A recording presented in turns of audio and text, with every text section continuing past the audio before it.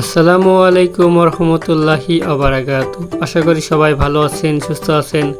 আলহামদুলিল্লাহ আমিও ভালো আছি, সুস্থ আছি। আজকে তৈরি করতেছি ঘরোয়া উপায়ে মজাদার আলুর সিঙ্গাড়া। সিঙ্গাড়া পছন্দ করে না এমন মানুষ খুব কমই আছে। যে কোনো চায়ের আড্ডায় বাচ্চা থেকে বুড়ো সবাই এই সিঙ্গাড়া পছন্দ করে। চলুন তাহলে আজকে কিভাবে সিঙ্গাড়া তৈরি করতেছি।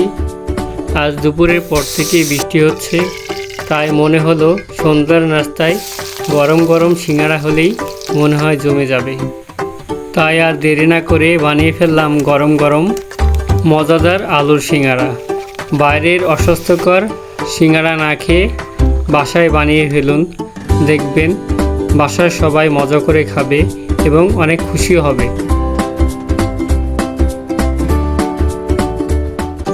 এমন সুন্দর সুন্দর ভিডিও পেতে চাইলে আমার চ্যানেলটি অবশ্যই সাবস্ক্রাইব করে রাখবেন।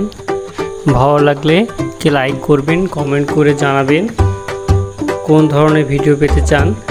সম্পূর্ণ ভিডিওটি দেখার অনুরোধ জানিয়ে আজকের মতো শেষ করছি আমার ভিডিওটি। দেখা হবে অন্য কোনো সুন্দর ভিডিওতে। সেই পর্যন্ত ভালো থাকুন, সুস্থ থাকুন। আল্লাহ হাফেজ।